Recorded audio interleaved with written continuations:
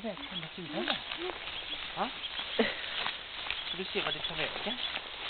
Det är konstigt det. Sluta med det hela resan. Det är ju bara bra. Men vad slutar repet någonstans? Så du kollar var repet slutar. Ja. Titta, det går in där. Det går in i huset här. Det går in där. Släpa med sig. Repet går där. Så går vi in där. Och då går in och tittar där. Ja. Det ska vara ett påskägg där efter. Ja. Så du går in och tittar var repet tar vägen. Öppna dörren. Öppna dörren. Oj, det kommer en fluga där. Går repet där. Vet du? Går repet där. Vadå? Ja, så repet.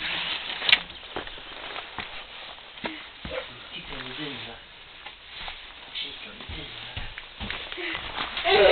Ja. Då får du lyfta på dynorna.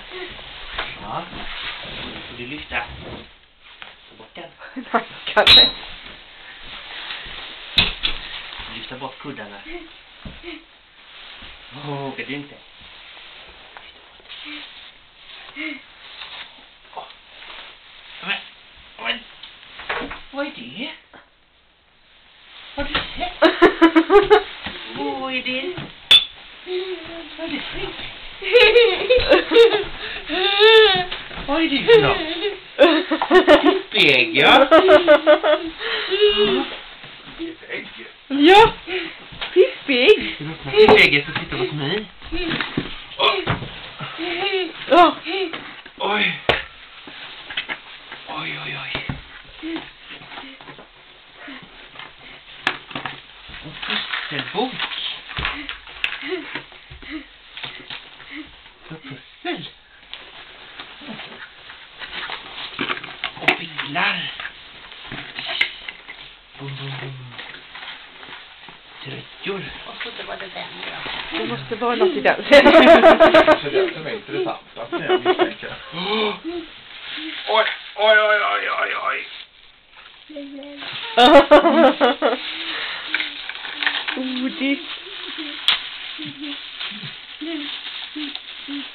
Jag tänkte att de inte blir torra och torra.